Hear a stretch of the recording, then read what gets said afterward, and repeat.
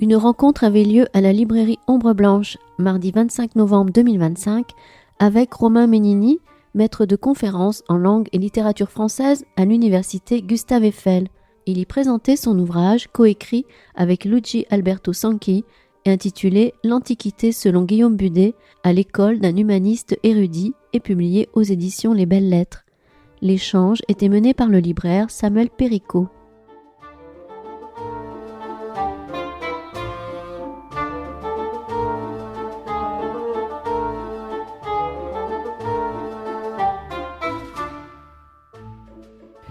Allons-y alors. Bonsoir, bienvenue, merci d'être là en ce milieu d'après-midi. Pour moi, c'est vrai que c'est un horaire que j'ai moins l'habitude de fréquenter, mais finalement c'est bien, il y a du monde. Je vous en remercie d'être là pour entendre parler de Guillaume Budet, ce qui n'est pas si fréquent non plus, que ce soit l'après-midi ou en soirée, mais c'est une excellente nouvelle, et d'en parler avec Romain Ménini, qui nous fait le plaisir de venir, qui a été invité par l'UT2J, notamment pour intervenir sur Rabelais, avec des étudiants en master aujourd'hui, avec des agrégatifs demain. C'est le deuxième pan de vos recherches, ou peut-être le premier pan de vos recherches. Je ne sais pas, vous avez édité dernièrement, il y a quelques années, un tout Rabelais, chez Bouquin Lafon, dans la collection Bouquin. Et aujourd'hui, vous venez nous parler d'un livre qui s'appelle « L'Antiquité selon Guillaume Budet, à l'école d'un humaniste érudit », que vous avez coécrit avec Luigi Alberto Sanchi. Peut-être, est-ce que vous pourriez commencer tout bêtement par nous préciser pourquoi s'intéresser à Budet ? Qu'est-ce qui vous a amené à vous intéresser à Budet ? Alors, merci beaucoup.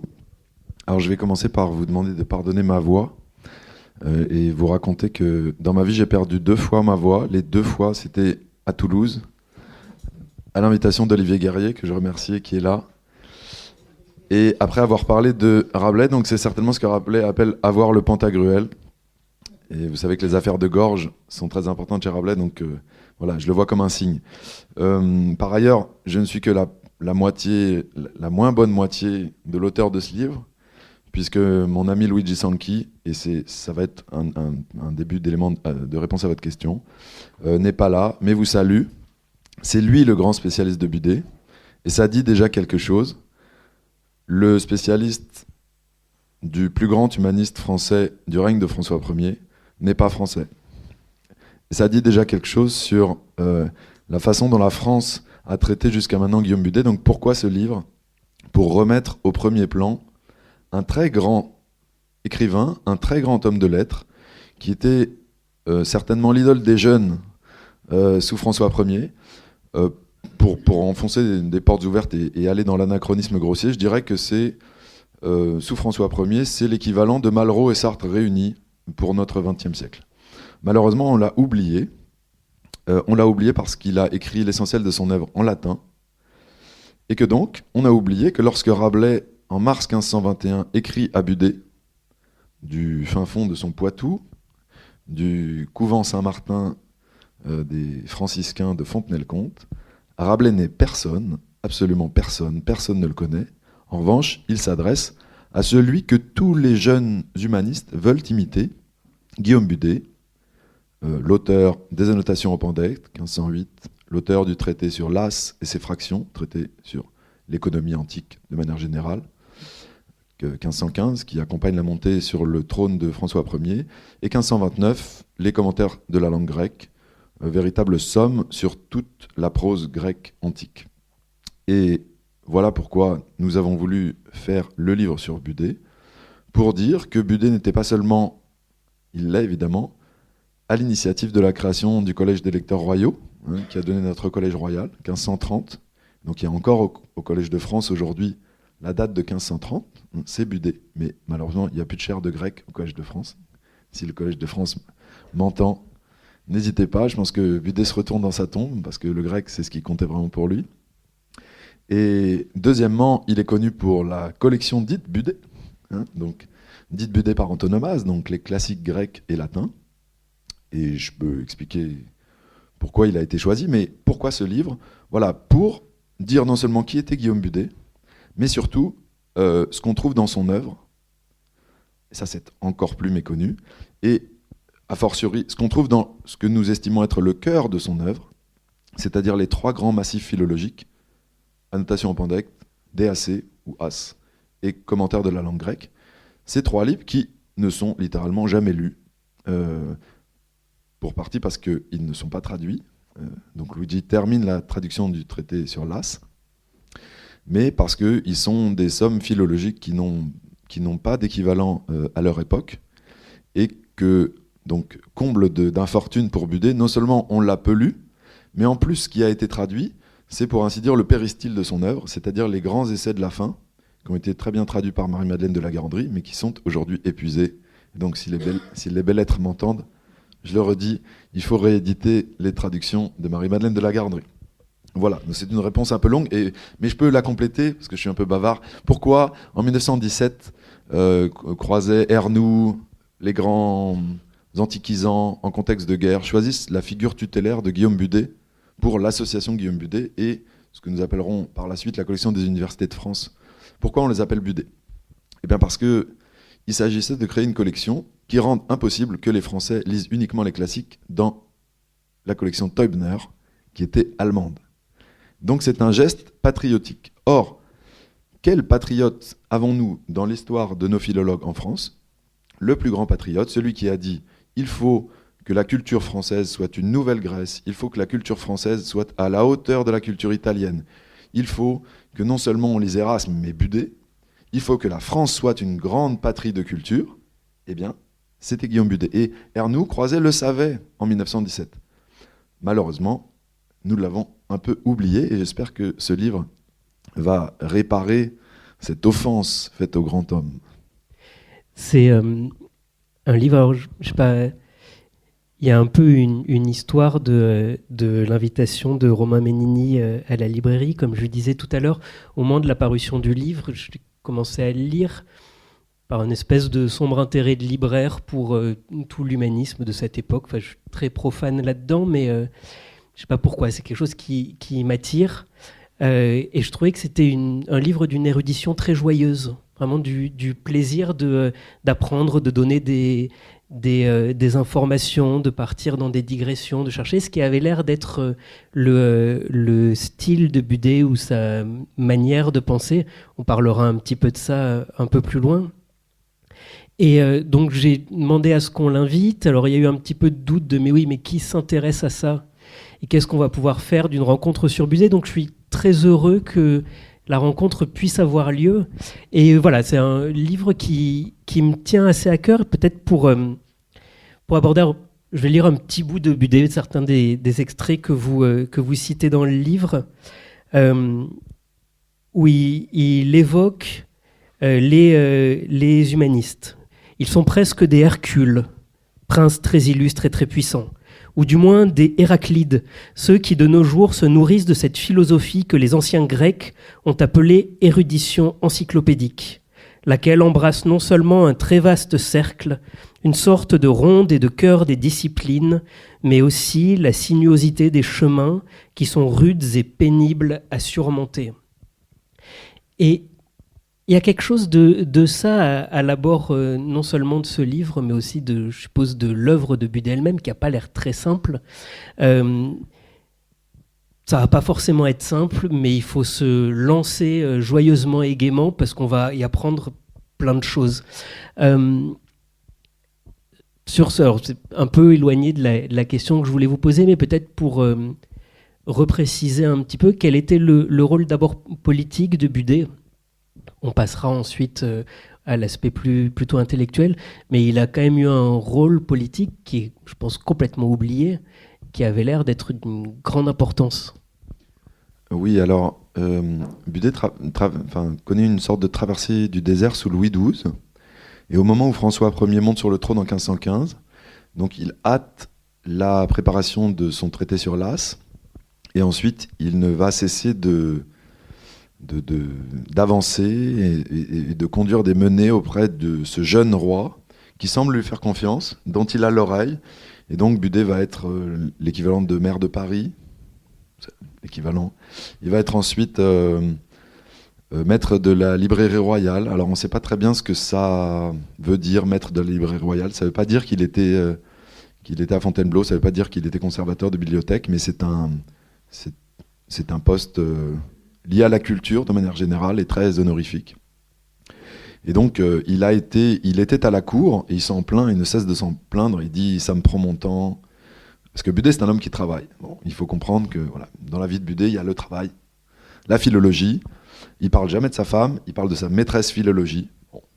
Et il déplore toujours que les maladies, ses enfants, la vie active, la cour, le fait qu'il faille avancer les pions pour défendre la culture à la cour, l'empêche d'écrire ses livres et de lire les auteurs anciens. Donc voilà, mais c'est quelqu'un qui s'est converti à la politique parce qu'il imaginait que c'était là que se jouait la défense de la culture.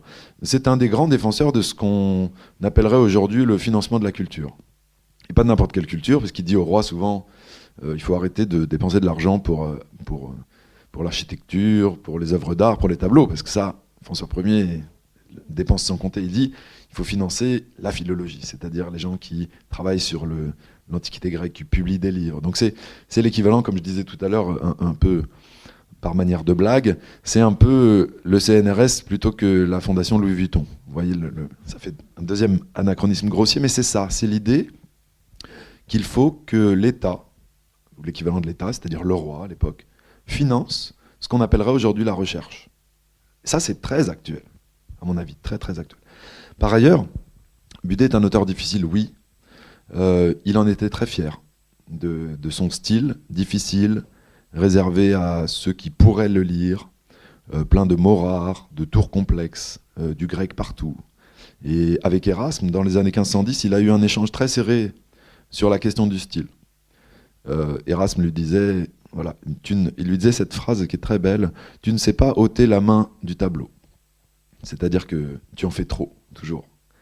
Et Budé n'a jamais voulu céder là-dessus. Il estimait que certains des livres d'Erasme, pas les grands livres, hein, pas l'éloge de la folie, pas les adages, mais les petits livres pédagogiques, les livres de circonstances, étaient un peu des livres jetés. Et Budé n'a jamais voulu faire ça. Il ne voulait faire que de grands livres. Et des livres, des sommes. C'est pour ça que le cœur de l'œuvre, ce sont ces 3 sommes, très gros livres, écrits sans véritable plan, d'où sa difficulté aussi, en latin, et avec cette particularité, la pratique des digressions. C'est un grand digressif, Budé, et c'est dans les digressions qu'on trouve la plupart des grands élans rhétoriques qui prennent position sur l'actualité. Donc vous avez un développement philologique sur les sesterces ou le sens la gestion du trésor public des Romains, et tout d'un coup, hop, vous avez 4 pages de digression sur la corruption de la cour, dans des pages qui sont souvent des pages de grande rhétorique. Alors, que l'érudition de ce livre soit joyeuse, j'en suis très ravi, c'est peut-être mon tropisme rabelaisien. Je ne veux pas non plus vous vendre Budé en...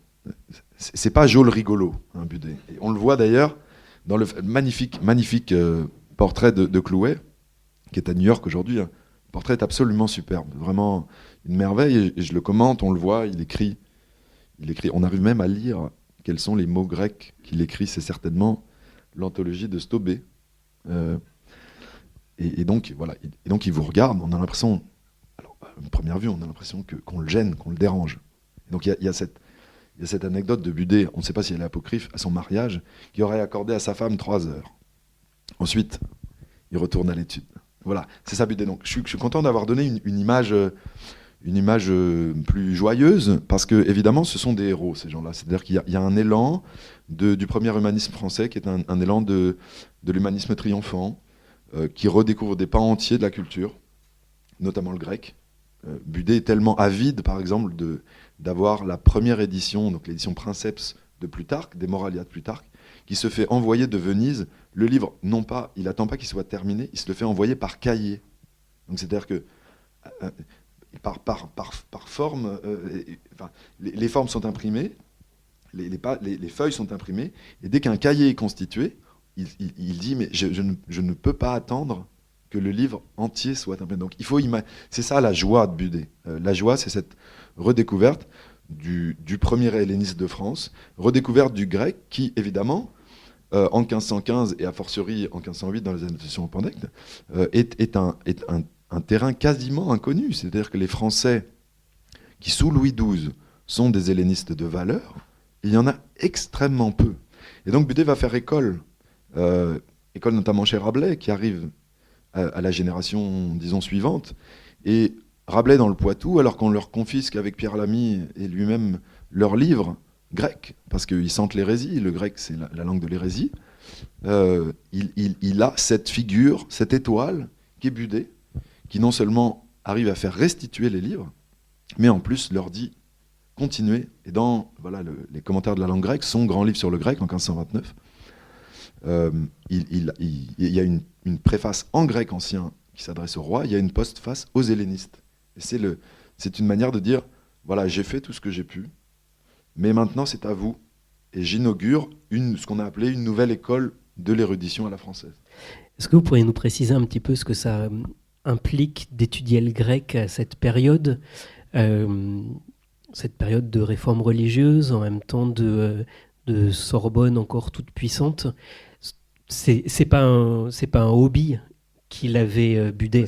Il y a vraiment une visée extrêmement forte dans cette étude du grec. C'est un hobby dangereux, en tout cas dangereux pas pour Budé, parce qu'il est du côté du pouvoir, mais Budé explique qu'il s'est comme converti, comme sur le chemin de Damas, il a été converti aux études grecques, qu'avant il a eu une jeunesse dissipée, il faisait comme tous les petits nobles, parce que c'est un petit noble Budé, comme tous les petits nobles, il faisait du cheval, et puis tout d'un coup il a jeté ça aux orties, et il se lance dans l'étude, et notamment l'étude du grec, puisque il est exactement contemporain des premières éditions imprimées des grands textes du patrimoine grec, imprimés pour la plupart en Italie, et encore pour la plupart à Venise.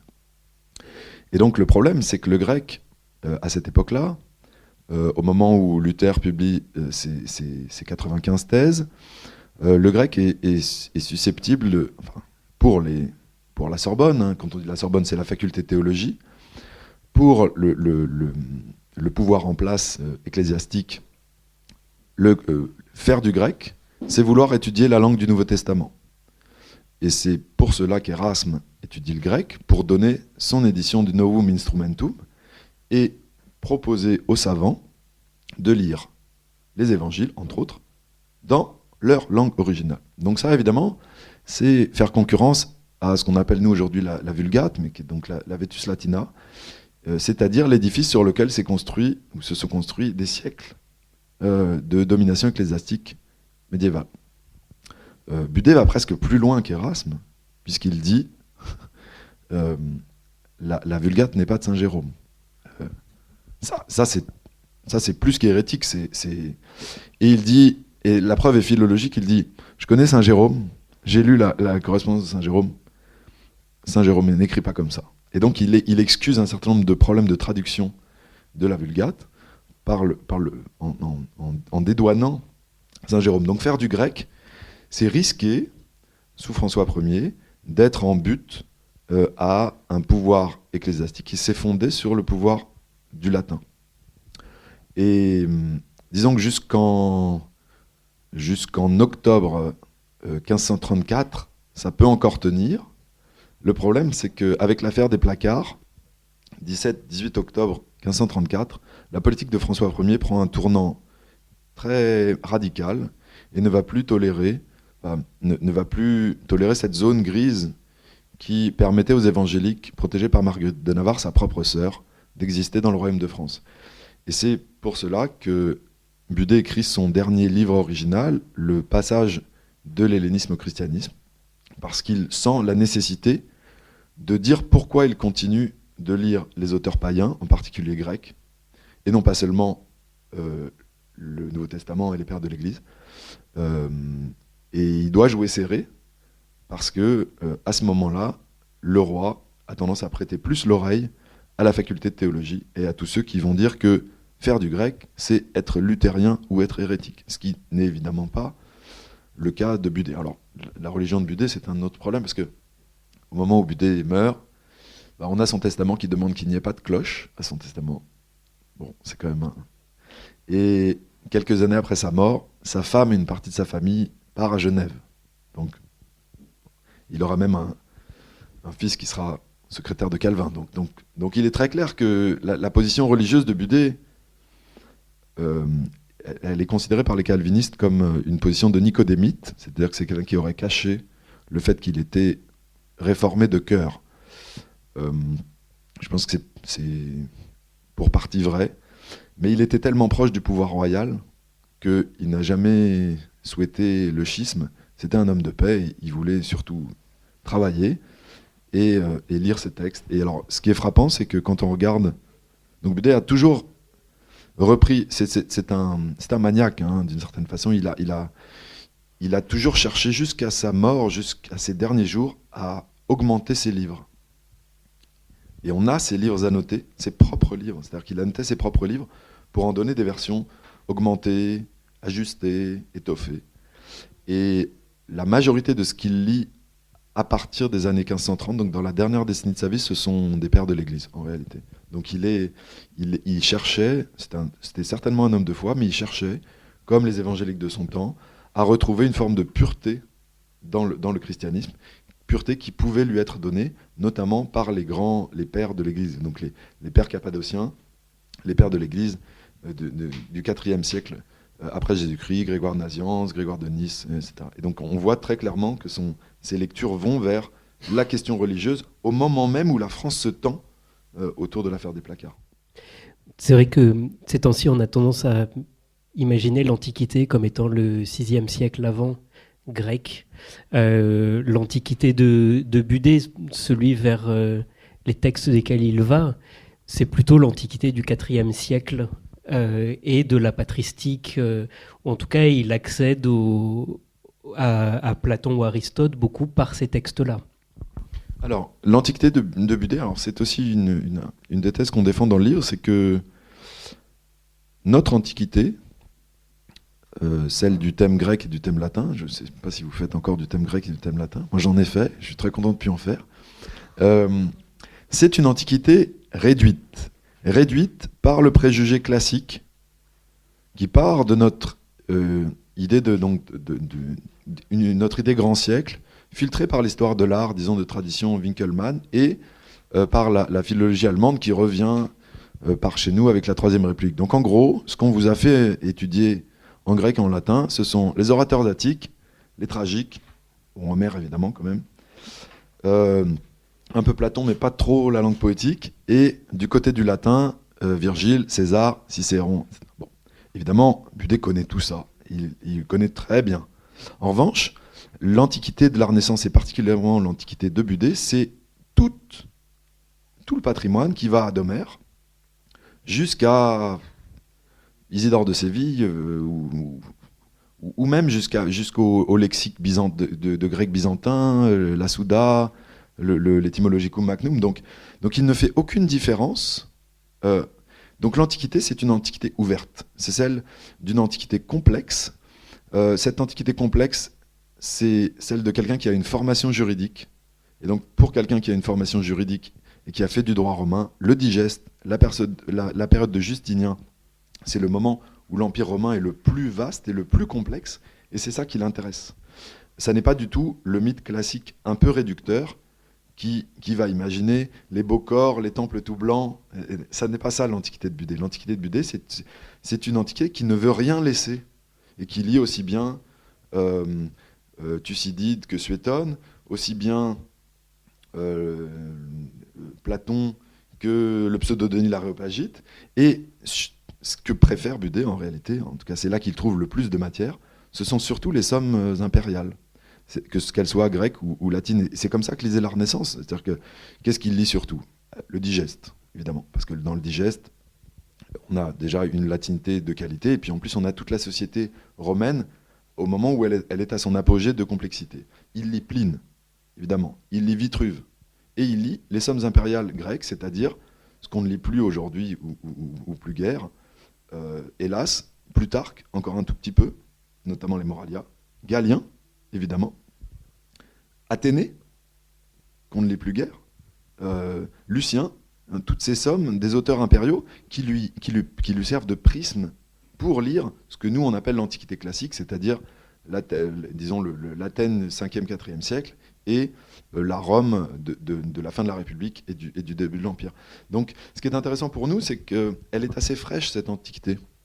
En tout cas, moi j'ai jamais compris pourquoi on nous demandait de traduire de Montaigne dans la langue de Cicéron, en thème. Montaigne vous dit, noir sur blanc, qu'il n'aime pas Cicéron, et que ses modèles, ce sont Tacite et Sénèque.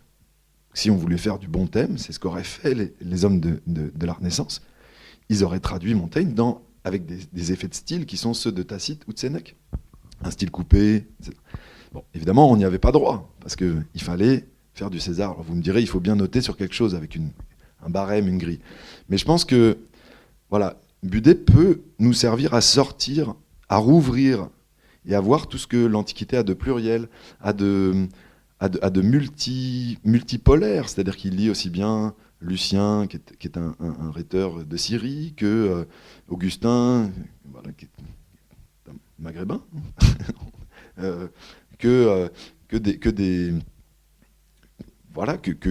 disons tout ce qu'a été l'Empire au moment où il est le plus méditerranéen, au moment c'est ça le champ de ce qu'il appelle la philologie.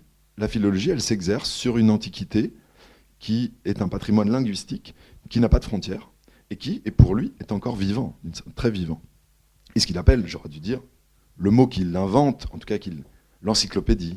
C'est ce qu'il appelle. Il y a deux signatures budéennes, qui les deux passent chez Rabelais, puisque encyclopédie, la première occurrence du mot en français dans un imprimé, c'est dans Pantagruel 1532, mais la première occurrence en français dans un manuscrit, c'est l'un des rares manuscrits français de Budet, le manuscrit dit de l'Institution du Prince. Et donc Encyclopaideia, cette érudition circulaire, c'est ce que vous avez lu tout à l'heure, c'est la conception de disciplines arrangées sur un cercle, et le philologue, il doit ne laisser de côté aucun domaine de l'encyclopédie antique. Voilà pourquoi il doit lire les agronomes, il adore Varron, Caton, il doit lire Vitruve pour l'architecture, il doit lire évidemment Pline, qui est l'encyclopédie, il doit lire Galien, la médecine, mais il lit aussi Cels, il lit Oribase.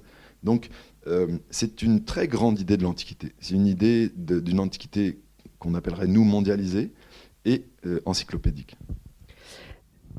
On a vu un petit peu qu'il abordait tous les auteurs disponibles et possibles dans une perspective très, très vaste. On va peut-être arriver à ces trois monuments qu'il a écrits, ces trois ouvrages principaux qui vous permettront de voir un petit peu comment il organisait ensuite ces fiches qu'il faisait, ces fiches de lecture, ces fiches lexicographiques, et comment il avait... Alors, dans une organisation très, très particulière, vous parlez de maniérisme, et effectivement, à lire les quelques extraits que vous donnez ou à suivre les linéaments de sa pensée, il y a quelque chose de l'ordre du point et du contrepoint, et ça bascule sans arrêt. C'est une pensée extrêmement souple et sinueuse.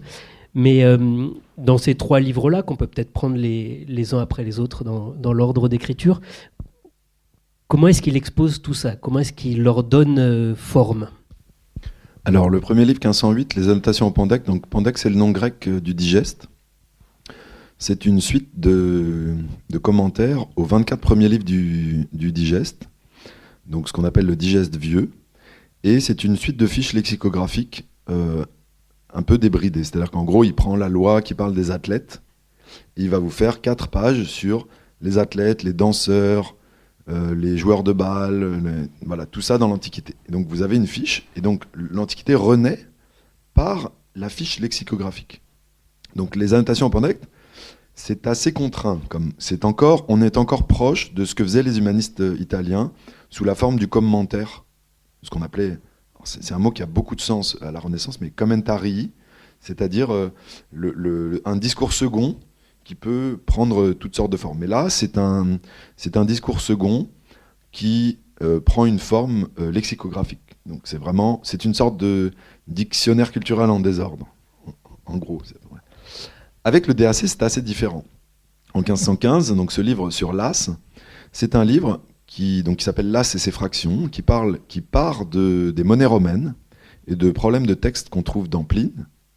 Et l'idée, c'est d'arriver à avoir une vision juste de tout le patrimoine gréco-latin par ses chiffres, ses mesures, sa monnaie, ses richesses et ses pauvretés.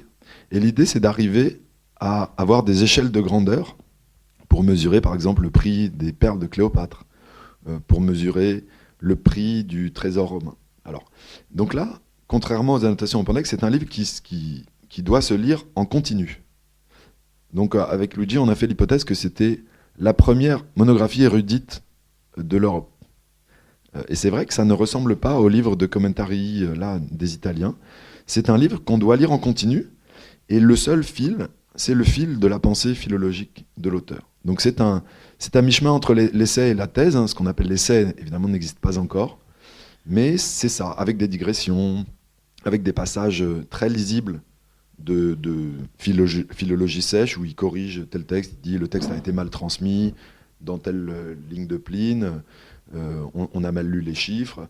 Et puis derrière, il part d'ailleurs d'une réflexion sur le million. C'est ça. Sur la manière d'exprimer un million de sesterces. Le problème, c'est que ça a été problématique parce que les transmetteurs du texte ont oublié la manière dont on abréviait les chiffres énormes dans l'Antiquité. Et donc c'est Budé qui restitue ça. Donc ça c'est vraiment trouvaille philologique, mais c'est pris dans un fil qui va aller jusqu'au livre 5, jusqu'à des digressions sur l'actualité, sur la corruption de l'Église, le financement de telle ou telle chose aujourd'hui. Donc c'est à la fois, et c'est ça son maniérisme, c'est à la fois un style très libre, en même temps très contraint par une contention d'écriture incroyable.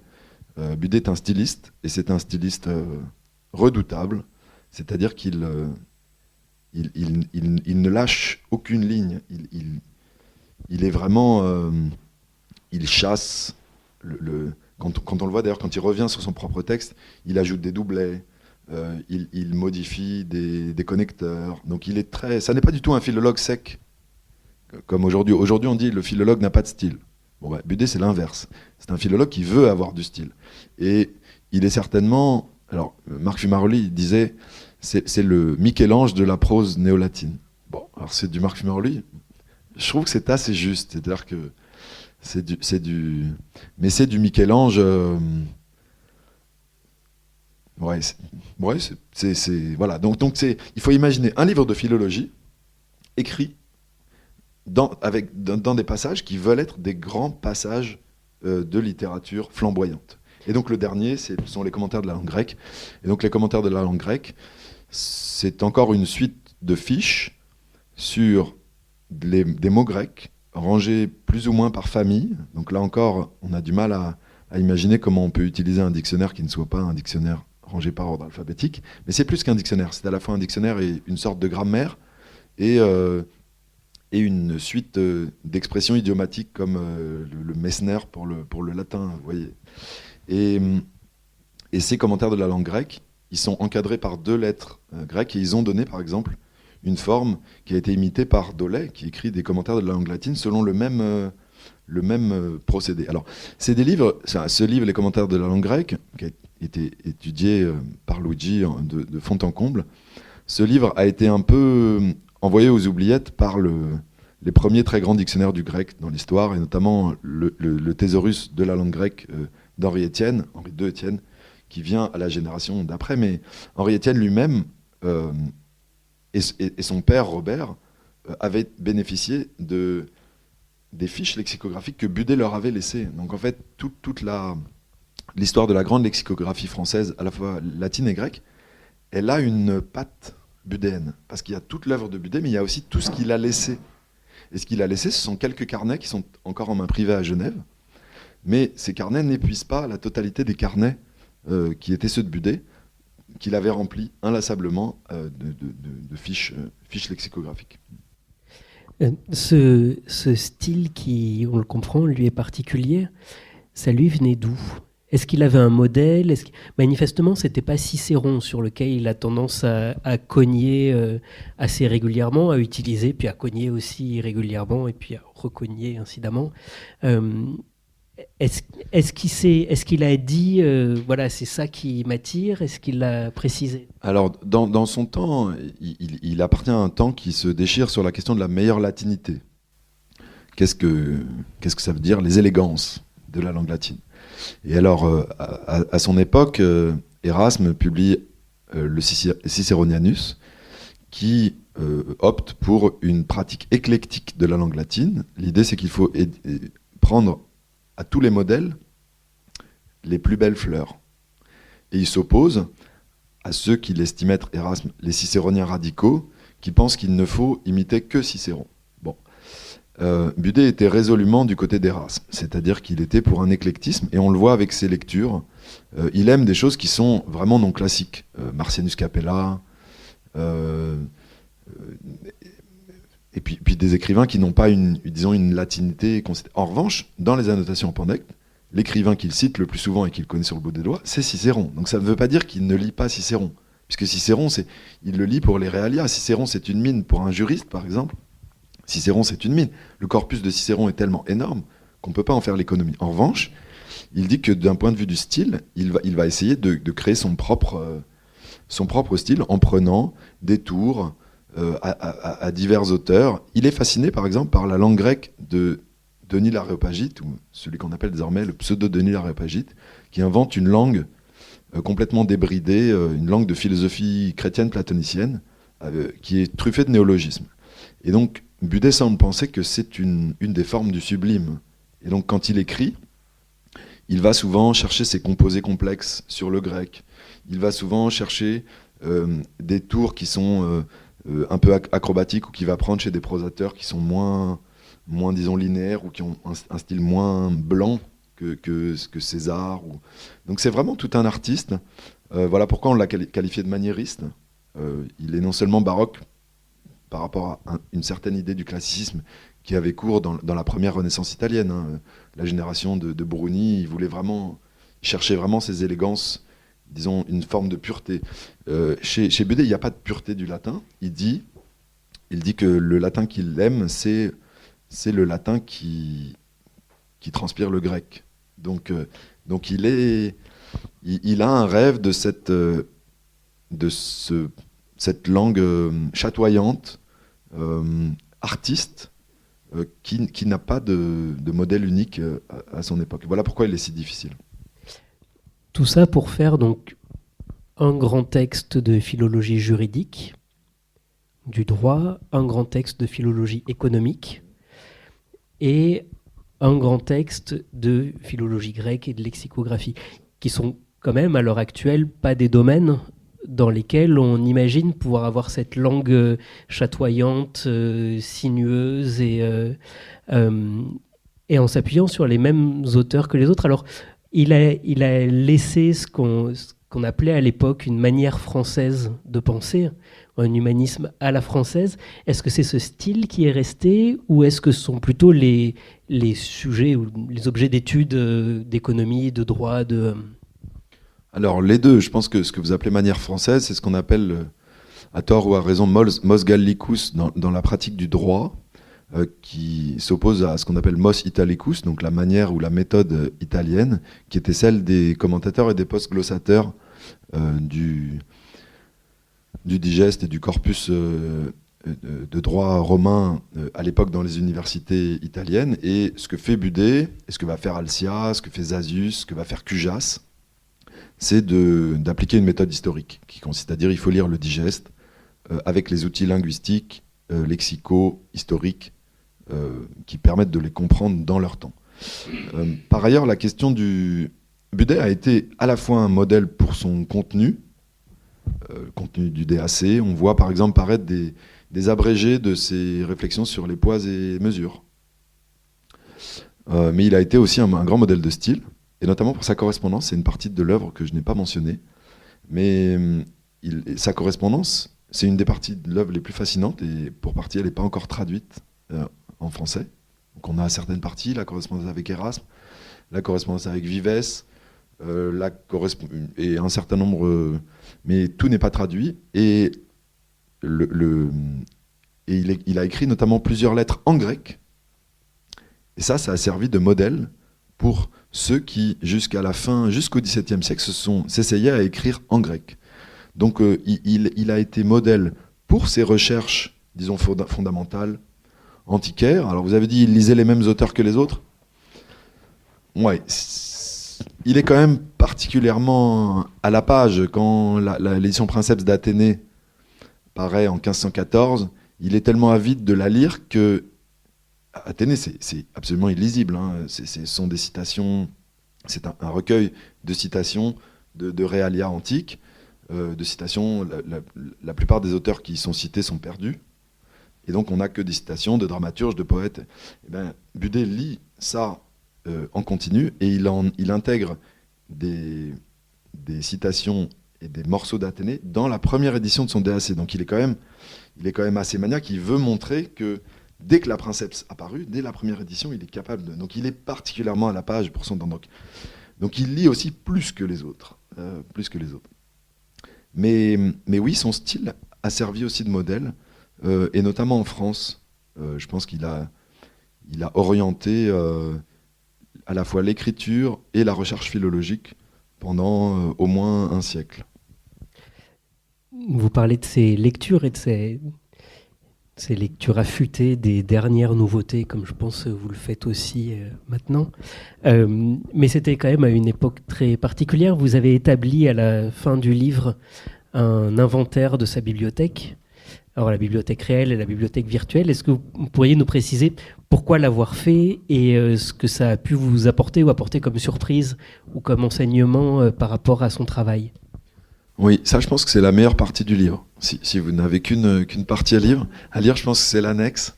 Là, du point de vue de la recherche, c'est ce qui est le plus à jour.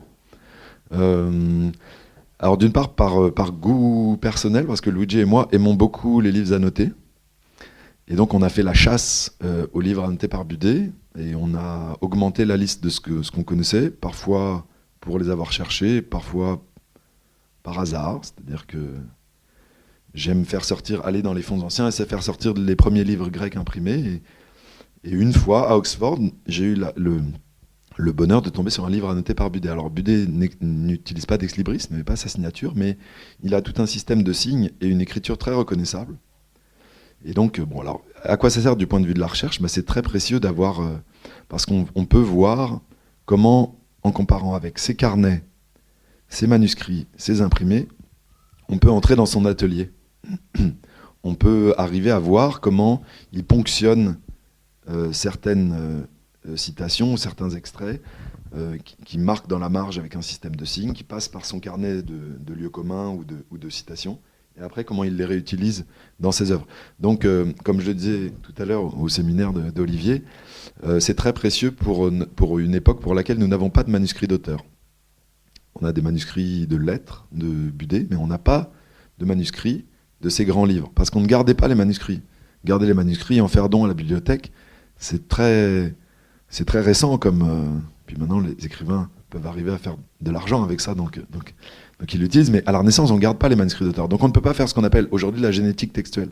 Donc comment arriver à savoir comment les écrivains écrivaient ? Je pense que les livres annotés sont une bonne manière d'arriver à comprendre la façon dont ils travaillent. Et la part de la philologie des citations est tellement élevée dans les livres de Budet, qui sont quand même majoritairement des recueils de citations, comme Athénée, que si on ne se demande pas comment il a ponctionné et où il a ponctionné telle citation, c'est-à-dire quel manuscrit ou quelle édition imprimée il cite, avec quelle leçon, on perd la majorité de son travail. Donc il était très nécessaire d'arriver à lire Budet non seulement dans la collection Budet, qu'il ne pouvait pas avoir lu pour des raisons explicables, mais qu'il avait lu en partie dans d'autres types d'éditions, mais directement dans les éditions qu'il a pratiquées. Et donc on a retrouvé son Plaute, son Bessarion, l'un de ses Xénophons, son Eusèbe de Césarée. Donc voilà. Et donc on a pu augmenter la liste déjà connue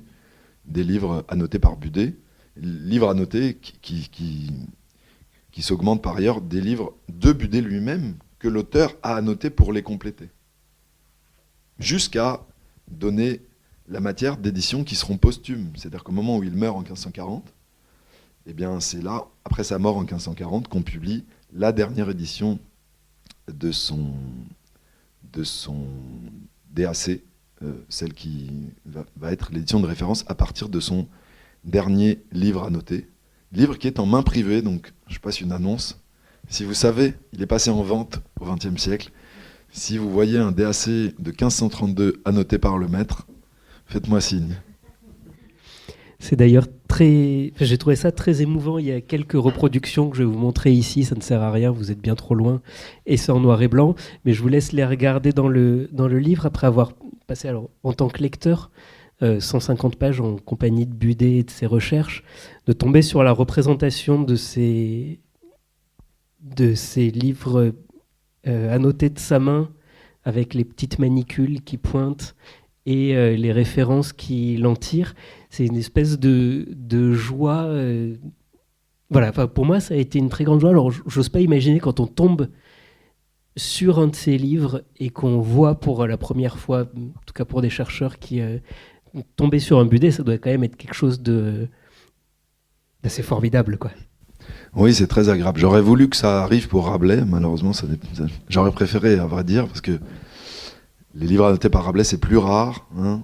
On en a vu passer un en vente dans les 100 dernières années. Donc. Mais Budet est plus facile à identifier parce qu'il est maniériste aussi dans sa manière d'annoter les textes. Il a une manière d'occuper la marge qui est très caractéristique. Il a tout un système de signes, certains signes carolingiens et puis ses manicules qu'il ne met pas seulement vers le texte, mais aussi vers ses propres annotations. Et donc Budet n'était pas bibliophile, il ne couvrait pas ses livres de grande reliure, mais il apportait un soin absolument méticuleux à l'annotation de ses livres. C'est assez curieux. Ce qui confère aux livres annotés par Budet le statut de quasi-œuvre d'art. Et le savant américain Anthony Grafton l'avait vu déjà. Un livre annoté par Budet, c'est une véritable œuvre d'art philologique. Et là, on rejoint la question du maniérisme, c'est-à-dire que vraisemblablement, Budet s'attachait à ce que ces livres annotés, qui constituaient la matière même de son travail, portent sa patte artistique. Il n'y a pas de rature, même quand il corrige une variante, ce ne sont pas du tout des livres de travail au sens où on imaginerait qu'ils sont à son usage propre. Je ne sais pas s'il les montrait, mais en tout cas, il y a quelque chose qui relève du maniérisme dans l'annotation et dans la pratique de la manicule et des signes, gestes d'art du philologue, qui pour nous est très curieux, parce qu'évidemment, on s'imagine le philologue comme quelqu'un d'un peu gris, qui fait des collations de manuscrits, qui va chercher des variantes, et qui... Eh bien, non, les livres de Budet ils ont tous ce trait de l'œuvre d'art. Et je pense qu'il annotait le livre. Il dit dans une lettre à Lascaris qu'il est diorthotikos, que c'est un correcteur fanatique des livres. Il adorait corriger les livres. Donc les coquilles, à Oxford, il y a son édition l'édition qu'il avait des lettres de Pline le Jeune, et tout le grec est fautif parce que c'est imprimé en 1502, et donc il remet tout le grec parfaitement. Donc il l'aimait, et donc c'est ça qui donne le branle à son œuvre. C'est-à-dire que il le dit lui-même, le par-ergon est devenu ergon. C'est-à-dire que ce qui n'était que l'entour de l'œuvre est devenu son œuvre. C'est-à-dire que c'est un écrivain à réaction, pour ainsi dire. C'est un commentateur qui est devenu écrivain dans l'espace de la marge. Et c'est très beau de voir ça dans ses livres, parce qu'on voit les livres à l'état natif.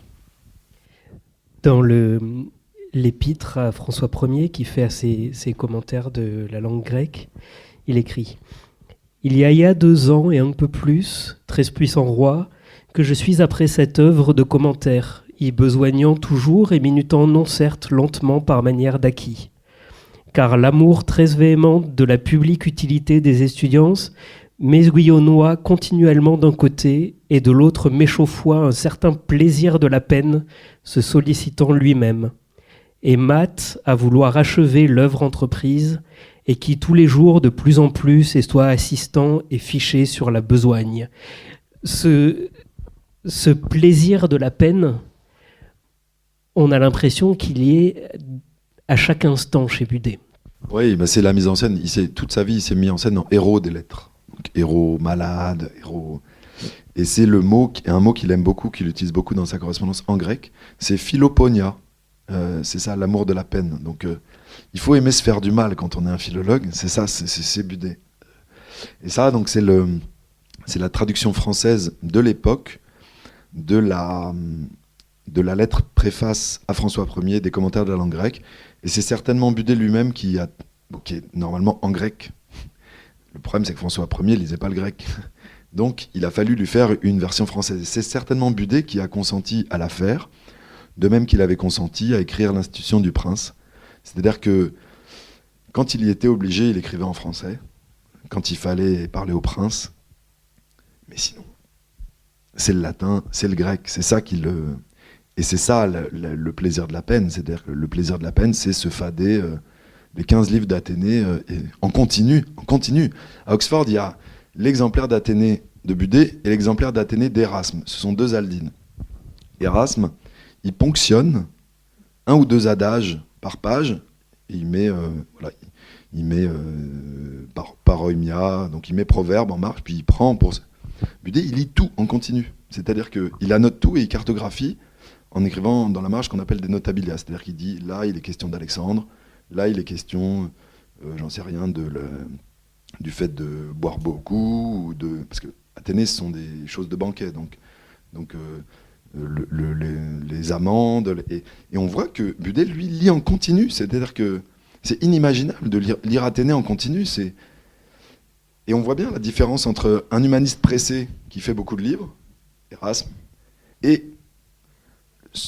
le boudaios, donc le bœuf docte, ou le très expert, parce que Budet s'est représenté en c'est le bœuf, donc quand il a translittéré son nom en grec, c'est le tâcheron un peu, Budet, donc c'est le tâcheron pour l'art et pour la philologie, mais c'est ça la philoponia, il répète ça, il répète qu'il aime l'effort, et quand on voit chez Rabelais que le précepteur s'appelle Ponocrates, qui est un mot qui n'existe pas en grec classique, Ponocrates, ça n'existe pas, donc c'est curieux, donc il y a la force et le ponos, la peine, l'effort. Peut-être qu'il y a encore de ça, c'est-à-dire que c'est l'idée qu'on n'a rien sans rien, et qu'il n'y a pas de raccourci en matière d'études. Il n'y a pas l'intelligence artificielle, et il n'y a pas de résumé d'Athénée. Donc il faut lire Athénée en continu. Et c'est ça, et ça je trouve c'est très beau, c'est-à-dire qu'en des temps où tout va vite, je pense que chez Budet il y a une forme d'éloge de la lenteur. Et l'éloge de la lenteur, ça n'est pas publier un petit livre tous les 15 ans, c'est publier des sommes, mais ça veut dire qu'il faut travailler tout le temps. Je pense que Budet travaille. Quand je dis c'était pas joli rigolo, je pense que c'était pas le genre à aller boire une bière. On va pas boire une bière avec Budet. Budet il travaille. C'est ça. Alors il y a un autre héros auquel il s'attache à un moment très particulier aussi, c'est Hercule. Et c'est la manière de se créer un lien entre Hercule et Orgmios, qui était une représentation gauloise. Ça a une fonction politique et ça fait partie des digressions que Budet a sans arrêt. Régulièrement, on sent qu'il y a des invitations politiques, d'action politique à l'intérieur de ces textes qui sont un peu mélangés à l'intérieur. Est-ce que vous pourriez nous parler un petit peu d'Hercule ? Oui, donc c'est ce qu'on appelle au XVIe siècle l'Hercule français ou Hercules Gallicus, l'Hercule gallique. C'est une des figures qui servent à créer le mythe de ce que Budet appelle lui-même la Gallogresse, Gallograecia, et ce qu'on appellera plus tard le celtellénisme. C'est l'idée que les Français descendent des Grecs.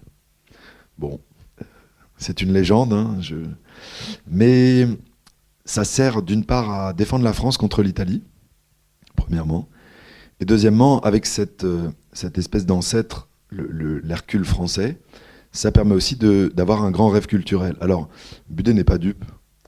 Il sait qu'il parle au prince grâce à ça et qu'il donne des images possibles du pouvoir royal. Et c'est ce que veulent les princes avec l'Antiquité. Ils veulent qu'on leur traduise les historiens, ils veulent qu'on leur donne des manières de montrer leur hégémonie. Mais l'Hercule français, c'est celui qui soumet les peuples par l'éloquence. Et c'est ça qui intéresse Budet, c'est-à-dire que ce qu'il veut, ça n'est pas la toute-puissance d'une souveraineté guerrière, et c'est le début du règne de François Ier. Ce qu'il veut, c'est la toute-puissance par l'éloquence. Et par l'éloquence, c'est-à-dire par l'étude des textes, par la culture. Et on voit bien à quel point, avec ça, il parle la langue de François Ier en lui disant « c'est terminé, la noblesse, ça ne peut plus être la noblesse d'épée, ça ne peut plus être simplement les ignares qui ne rêvent que de faire la guerre. Il faut rêver d'une nouvelle noblesse de la culture française, et les lettres auront leur place et devront avoir la place particulière. » Et donc c'est ça le Collège de France. Le Collège de France, aujourd'hui, c'est en face de la Sorbonne. On ne voit pas très bien quelle est la différence, mais ce qu'obtient Budet, c'est qu'on étudie notamment les langues orientales, en particulier le grec, mais aussi l'hébreu, que Budet lui-même n'a jamais appris, et qu'on étudie des domaines qui étaient interdits dans la faculté de théologie. Donc c'est la contre-université par excellence. L'université étant à Paris sous la coupe de la faculté de théologie, parce que à Paris, on ne faisait pas de droit civil, on faisait que du droit canonique. Donc le pouvoir ecclésiastique était partout. Donc Budet, c'est aussi le rêve d'une culture qui ne soit pas une culture universitaire. En tout cas, selon l'université. Et donc il y a un côté, il est du côté du pouvoir royal, mais il arrive à parler à l'oreille du roi pour que le roi soit son principal allié contre la manière de travailler, la disputation universitaire, la manière dont on travaillait à la faculté de théologie. Et ça, c'est assez puissant, c'est un véritable... Ce plaidoyer pour la culture, Budet arrive à le mener aussi parce que, grâce à ces 3 monuments qui ont révolutionné la culture en Europe, c'est-à-dire qu'il peut avoir l'oreille du prince parce que Philoponia, parce qu'il a mis des années à publier ses grands livres et qu'ils ont eu un rayonnement exceptionnel et qu'il est le seul équivalent français d'Erasme, de Thomas More, d'Alcia. On sent que c'est une entreprise qui a été possible pendant une fenêtre de temps relativement courte, que l'affaire des placards vient un peu refermer cette fenêtre. Est-ce que Budet a eu des continuateurs ? Est-ce qu'il a fait école par la suite, ou est-ce qu'il est devenu tout de suite un peu oublié comme on le sent maintenant ? Non, à sa mort, les épitaphes fleurissent, hein, et toute la grande génération des érudits latinistes et hellénistes du 2e, 16e siècle sont des disciples de Budet. Et alors, Cocorico, la grande période de la philologie dans la 2e moitié de la Renaissance, elle est française. Tous les grands érudits, la plupart des grands érudits, on ne va pas faire le chauvin trop non plus, mais Henri Estienne, Adrien Turneb, Jean Dorat, les 2 Scaligère, mais surtout le 2e, Joseph Scaligère, Isaac Casaubon, c'est peut-être des noms qui aujourd'hui nous parlent moins, mais jusqu'à Saumaise, ce sont les plus grands érudits de l'Europe des lettres. Et tous ces gens-là, non seulement ils ont lu Budet, mais pour eux, Budet est une sorte de pionnier. C'est Budet qui a montré la voie. Donc c'est pour ça qu'on a parlé d'une école française de l'érudition. Cette école française de l'érudition, elle a été un peu oubliée, d'une part parce que les langues classiques vont mal en France aujourd'hui, donc les gens qui sont occupés du patrimoine grec et latin, ça ne nous intéresse plus, surtout quand le siècle classique est passé par là, et qu'on a dit que voilà, la grandeur était française et ne pouvait être qu'en français et non pas en grec et en latin. Mais on oublie qu'avant la grande période de la philologie allemande, disons l'époque Böck, Wilamowitz jusqu'à Wilamowitz, en fait, les grands érudits sur le grec et le latin, ils sont français. Ils sont français. Alors les Allemands ont aussi travaillé à minorer un peu l'apport des Français, mais un Casaubon, un Scaligère, un Turneb, jusqu'à un Saumaise, jusqu'à Montfaucon, jusqu'à l'Académie au XVIIIe siècle. En fait, la grande tradition de l'érudition française, elle sort, ce sont des enfants de Budet. Et ça, on l'a oublié, parce qu'aussi cette tradition, elle ne nous intéresse plus. C'est-à-dire, ce qui nous intéresse, c'est Montaigne, j'aime beaucoup Montaigne par ailleurs, c'est Agrippa d'Aubigné, c'est Racine, c'est Corneille, c'est-à-dire des gens qui n'ont écrit qu'en français. Et on a oublié qu'il y avait toute une grandeur de l'Europe des lettres qui ne s'était pas écrite en français. Donc, le tort de Budet, là où, comme dirait Céline à propos de Rabelais, Rabelais, il a raté son coup. Mais Rabelais, il a pas raté son coup en choisissant le français, alors que Rabelais aurait pu lui-même rester un philologue à faire des éditions de textes grecs et latin comme il faisait à partir de 1532. Budet, lui, n'a pas pris ce pli qui consiste à défendre et illustrer la langue française, comme Rabelais, comme les poètes de la Pléiade, comme Montaigne. Et donc, on revient à la première question, c'est ce qui explique une partie de l'oubli dans lequel il est tombé. Et malheureusement, cet oubli, il a entraîné tous les érudits qui sont venus à sa suite et qui aujourd'hui ne sont plus connus que dans les apparats critiques. Donc on voit variante, ça c'est une variante de Casaubon, ça c'est une variante de Scaligère, ça c'est une variante de Saumaise. Et tous ces érudits-là, ils sont aujourd'hui, ils sont pas dans les manuels, on les enseigne pas dans les écoles.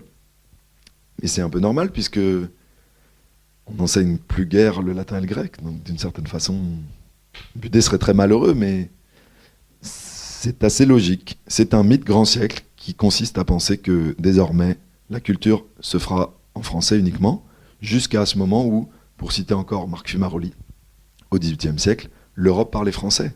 Au XVIIIe siècle, l'Europe parle désormais français, et non plus latin, alors qu'au XVIe siècle, l'Europe des lettres, le latin, c'est l'air que respirent les savants, c'est la langue des savants, c'est la langue de la communauté des érudits.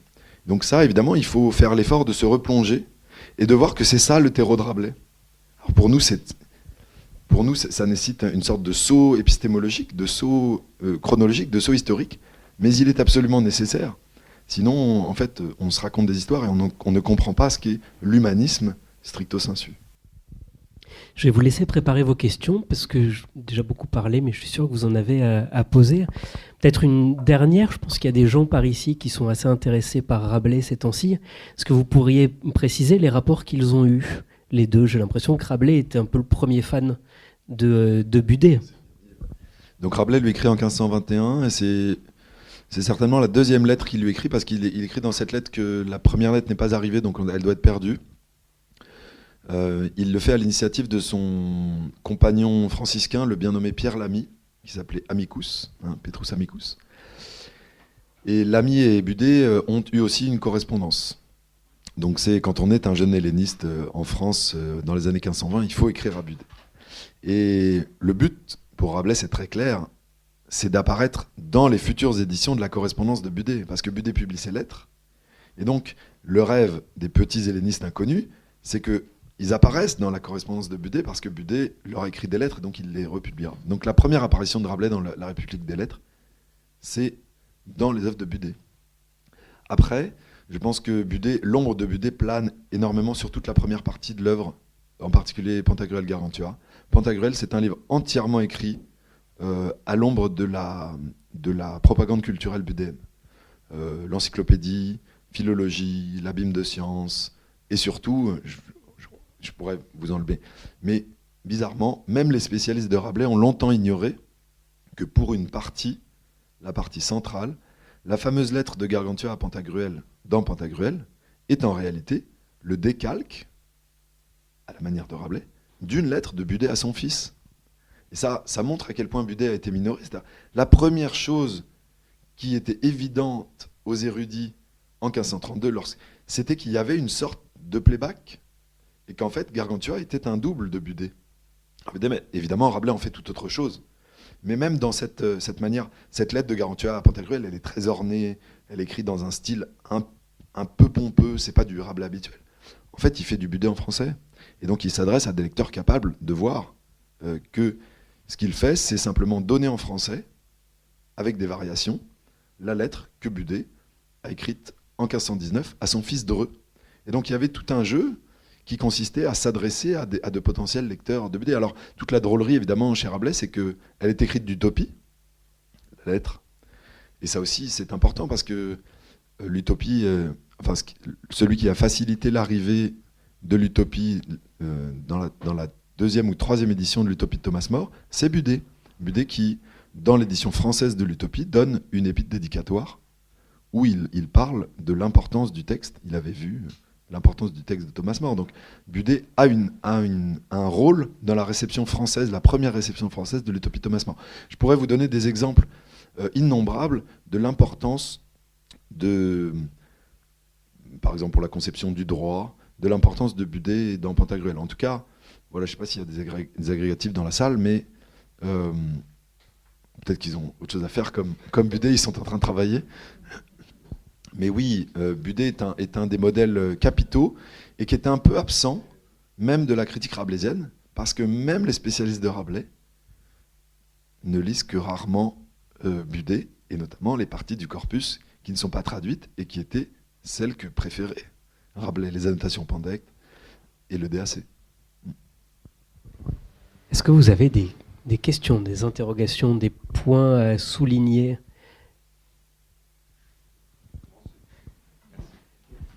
Merci beaucoup Romain, merci à tous les deux. Oui, deux choses, parce que vous avez déjà dit beaucoup de choses.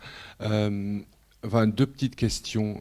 Dans la relation, le rapport Mos Gallicus, Mos Italicus, quel est le rapport de Budet à un de ses modèles en Italie, et donc avec l'humanisme italien, avec Policien? C'était ma première question. Et puis dire un petit mot peut-être, puisqu'on parle beaucoup philologie, du De Philologia en tant que tel, qui est un dialogue dont nous n'avons pas encore parlé là. Alors, Ange Policien, c'est pour moi le Léonard de Vinci de la philologie italienne au XVe siècle. C'est un être supérieur en tout point. C'est comme Durer, Vinci, c'est ces gens-là, Rabelais, Erasme, ces gens-là auprès desquels on se sent vraiment tout petit. Budet n'est pas tendre avec Policien. Mais en réalité, c'est qu'il est dans une relation de concurrence directe, parce que Policien, c'est celui qui avait écrit vouloir faire ce qu'il a fait avec les Pandectes, c'est-à-dire qu'il voulait écrire un commentaire au digeste, et Policien est mort trop jeune, et donc il n'a pas eu le temps. Mais tout ce que voulait faire Policien, et notamment attaquer le digeste par les graïka, c'est-à-dire les mots grecs qui se trouvent dans le digeste et qui avaient été mal transmis par la tradition, ça c'est une idée de Policien. Donc il doit beaucoup à Policien, de même qu'il doit beaucoup à Lorenzo Valla, les deux grands humanistes qui s'occupent de droit dans une perspective historique. Donc le lien à Policien, il est très net. Rabelais connaît très bien sa première centurie de Miscellanée. Et il a même vu, quand il est allé en Italie, une des rares fois où il est allé en Italie, il a même vu le manuscrit, le fameux manuscrit des Pandectes que Policien avait vu. Donc il est dans une relation d'émulation. Le problème, c'est que l'enjeu nationaliste couvre les éloges. C'est-à-dire que Policien est souvent accusé d'avoir été malhonnête sur telle ou telle chose, d'avoir pillé des textes anciens sans le dire. Voilà, il y a une rivalité entre la France et l'Italie qui fait passer l'émulation du côté de la rivalité, alors que je pense que Budet avait un très grand respect et pour Valla, et pour Policien. Et la deuxième question, c'était sur le Mos Italicus. Ah oui, sur le donc Philologia, c'est un texte qui paraît, donc philologie, c'est un des textes qu'a traduit Marie-Madeleine de la Garandrie, donc c'est malheureusement épuisé, mais je pense que ça sera réédité prochainement. C'est un dialogue avec le roi directement. Alors c'est un dialogue, j'avoue que ça n'est pas mon livre de Budet préféré. Je lui préfère de beaucoup le livre qui lui sert de pendant, le Petit des Studios, sur l'étude des lettres, qui là est un précis de budéisme que je trouve absolument magnifique, un petit joyau. Mais Des Philologia, la philologie a le mérite de faire de François Ier un personnage de dialogue. Et ça, c'est assez remarquable. Donc on a Budet et François Ier qui dialoguent. Avec notamment cette fin, le problème c'est qu'il faut parler au roi, donc il faut lui parler une langue qu'il comprenne. Et donc Budet lui parle la langue de la chasse. Parce qu'évidemment, les nobles à cette époque, ils vont à la chasse. Et donc, il présente philologie comme un gibier de chasseurs. Et d'une certaine façon, voilà, le travail du philologue s'apparente à la quête du chasseur qui poursuit son... Et ça, je pense que Budet force peu sa nature, parce que, par ailleurs, dans ses autres livres, il dit que l'Antiquité est comme un proté insaisissable. Vous savez, à la fois chez Homère, chez Virgile, il faut user de ruse pour arriver à saisir Proté, qui change toujours d'apparence. Et donc voilà, il y a chez Budet sa Philoponia, elle s'exerce aussi dans la chasse ininterrompue des merveilles et des beautés de l'Antiquité, qui est une Antiquité protéiforme. Donc je pense que dans le De Philologia, il poursuit ce schème métaphorique du chasseur, du veneur. Et c'est comme ça que Budet pense, parce que Budet pense par métaphore. La métaphore est partout chez Budet, et c'est aussi ce qui fait que c'est, à mon sens, un écrivain maniériste. D'ailleurs, il a pas écrit de manuel d'éducation ou de manuel du prince ou... Il y a cette institution du prince, qui est donc un manuscrit qui reste manuscrit, qui est écrit vers 1519 et qui connaît des repeints et des ajouts autour de 1522. À destination de François Ier, on a dit que c'était une sorte de miroir du prince, c'est pas tout à fait vrai. C'est une sorte de suite d'apophthegme de Plutarque. C'est un peu comme... Budet travaille toujours comme ça, il prend le digeste, il prend Pline, il prend toute la prose grecque, et il le met en commentaire ou en commentaire suivi. Et ben, l'institution du prince, c'est un peu ça. Sur le patron des apophthegmes de Plutarque, il croise avec la sagesse de Salomon pour donner ses conseils au prince. Et ses conseils au prince, c'est de financer les lettres et de n'être pas trop ignare et d'avoir une sagesse qui est une sagesse de lecteur des anciens. Merci Romain, c'était passionnant. Moi, je me demande, tu nous as dit avec quelle impatience Budet se faisait envoyer les cahiers de l'Aldine, et je me demandais s'il était aussi chasseur de manuscrits. Pas forcément pour les ramener, mais au moins pour les lire, bon, avec la bibliothèque de Bessarion à Venise, enfin des choses comme ça. Alors oui, il avait quelques manuscrits. Dans la liste qu'on a donnée à la fin, il y a des manuscrits. Moi, j'ai étudié par exemple le manuscrit du Pseudo-Denis, qu'il a annoté.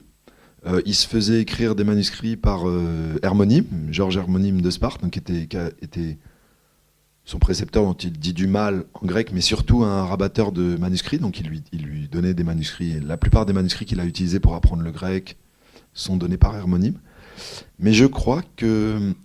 Alors, il dit qu'il a consulté des manuscrits pour Pline, mais contrairement à Policien, je crois qu'il n'a jamais procédé à des collations. J'ose pas dire systématique, parce qu'à cette époque-là, on ne procède pas à des collations systématiques, mais Policien, lui, voyait tous les manuscrits qu'il pouvait voir. Budet, à part pour Pline, ne l'a pas fait. Donc c'est aussi pour ça que l'histoire de la philologie ne l'a pas retenu comme véritable philologue, parce qu'il n'a jamais fait d'édition de texte. Alors il a fait des traductions, mais comme ça n'est pas un éditeur de texte, on ne lui donne pas le titre de philologue en chef. Sauf qu'on oublie à quelle période il travaille. On oublie que pour Plutarque, par exemple, il est le premier traducteur français directement du grec. Donc pas que pour Plutarque. Il est le premier traducteur d'un texte grec en latin, en France. En fait, ces conjectures philologiques, elles sont dans ses livres d'auteur. Donc c'est un statut assez curieux, mais je pense, pour avoir vu la plupart de ces manuscrits, donc les Hermonymes, etc., qu'ils n'étaient pas... Je n'ai vu que des manuscrits, disons, requentiores chez Budet. Ça veut dire que je n'ai pas vu... Je me demande même s'il a fait l'effort d'aller lire et de se procurer et de déchiffrer des manuscrits très anciens. Je pense que non. Je pense que son office, il y avait tellement d'affaires qu'il en était pas. C'est pour ça qu'il dit les autres le feront. Donc il n'en était pas au niveau de philologie de Casaubon. Il fallait déjà commenter les textes qui étaient là, Pline. En revanche, voilà. Mais il avait des manuscrits, donc je pense qu'il faisait feu de tout bois à l'époque où il travaille. Je pense qu'il a. La princeps du Pseudo-Denis, c'est 1516.